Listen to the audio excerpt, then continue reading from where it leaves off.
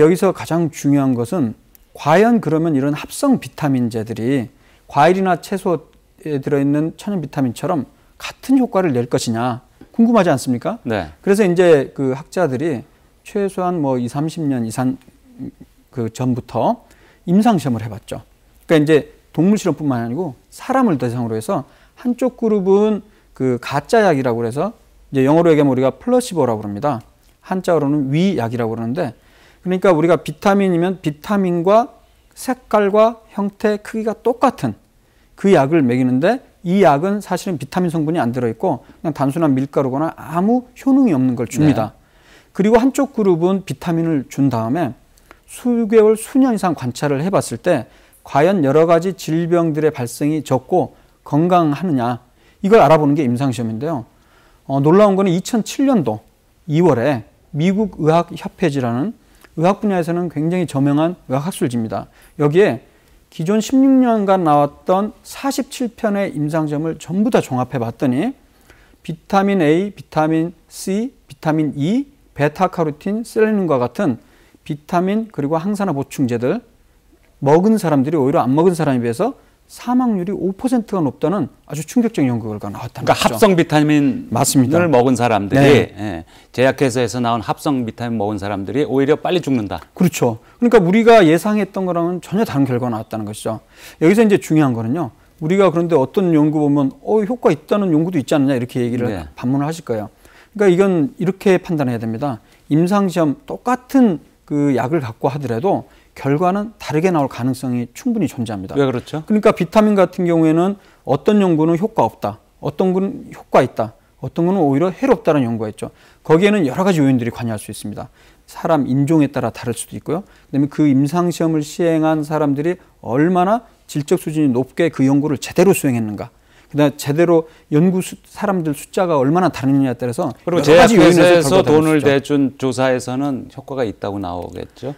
그런 부분도 우리가 배제를 못하는 게 실제 네. 그런 연구 결과들이 많이 나오고 있습니다. 자, 조동찬 기자, 네. 저 비타민 C에 관해서 여러 가지 얘기들이 있는데 항암 효과가 있다, 암 예방 효과가 있다. 네, 그렇죠. 그래서 조 기자가 좀 거기에 대해서 조사해 본 적이 있지 네. 않으십니까? 비타민 C가 특히 고용량의 비타민 C가 이렇게 히트한 것은 이제 항암 효과가 알려지면서 소개되면서 이렇게 히트작이 된 건데 그게 이제 2005년도의 일입니다. 미국 국립보건연구원에서 말기 폐암 환자예요. 말기 폐암 환자 5명. 더 이상 항암제를 쓸 수 없는 사람들에게 고용량 비타민을 써봤어요. 고용량 비타민. 고용량 비타민을 한 3,000mg 정도를 주사제로 썼는데 그중에서 2명이 폐암이 깨끗하게 나왔어요. 네. 그러니까 되게 놀라웠죠. 그걸 국제학회에 발표했습니다. 그러니까 암덩어리가 5개가 있었는데 4개가 사라진 거예요. 그래서 이거 고용량 비타민 C가 확 암을 치료하는 거 아니냐라고 생각했는데 다만 그거는 뭐냐면 사례에 불과했거든요. 그러니까 네. 뭐냐면 우리가 아무 치료를 하지 않아도 암이 낫는 아주 드문 경우가 있어요. 예. 그래서 이제 그 연구원이 발표했던 연구원이 어떤 그 조사를 했냐면 이게 실제로도 그런지 여러 사람한테도 해봐도 되는지 해서 27명한테 해봤는데 실패했습니다. 네. 그러니까 뭐냐면 비타민 C의 항암 효과를 세상에 알린 사람에 의해서 그 비타민 C의 항암 효과가 딱 더 이상 이게 통계학적으로 의미가 없다는 게 밝혀진 거죠. 그리고 참고로 제가 이 비타민 C의 항암 효과, 이게 일반 사람들이 어느 정도냐면 이게 병원에서 항암 치료를 권유받았던 분들이 사실은 이 중간에 이 비타민 C의 항암 효과가 알려지면서 중간에 너 항암 치료 받지 말고 비타민 C 주사 맞아라.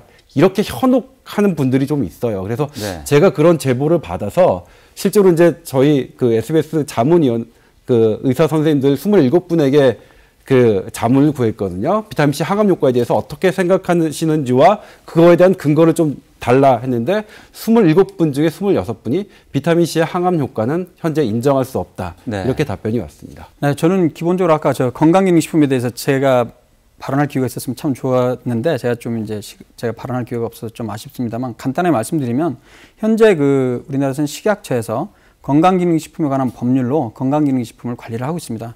그런데 문제는 이 건강기능식품에 대한 정의 자체도 좀 비과학적입니다. 제 입장에서 봤을 때는. 그래서 건강기능식품에 해당하는 비타민, 오메가3, 유산균, 아까 우리가 다뤘던 칼슘제 이런 부분들은요.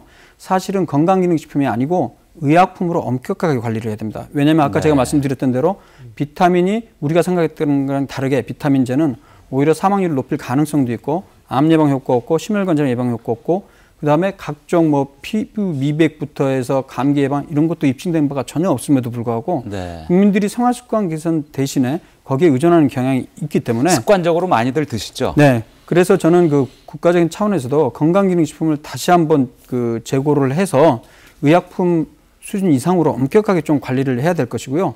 국민 여러분들께서는 많이 혼란스러울 겁니다.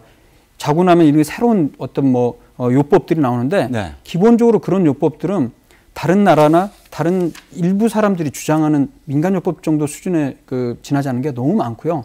그래서 가장 확실하게 알려진 거는 너무 뻔한 얘기지만은 생활습관 개선입니다. 그래서 담배 끊고 술 줄이고 운동 꾸준히 하고 그다음에 표준 체중 유지하는 거 그리고 과일 채소 골고루 먹고 붉은색 고기 좀 줄이고 이런 방법은 너무 뻔해 보이지만은 의학적으로 전 세계로 이미 입증된 거기 때문에 다른 특별한 걸 찾아서 돈을 쓰지 마시고 어렵지만 생활습관을 개선하는 게 건강을 유지하는 가장 좋은 방법이 아닐까 생각합니다.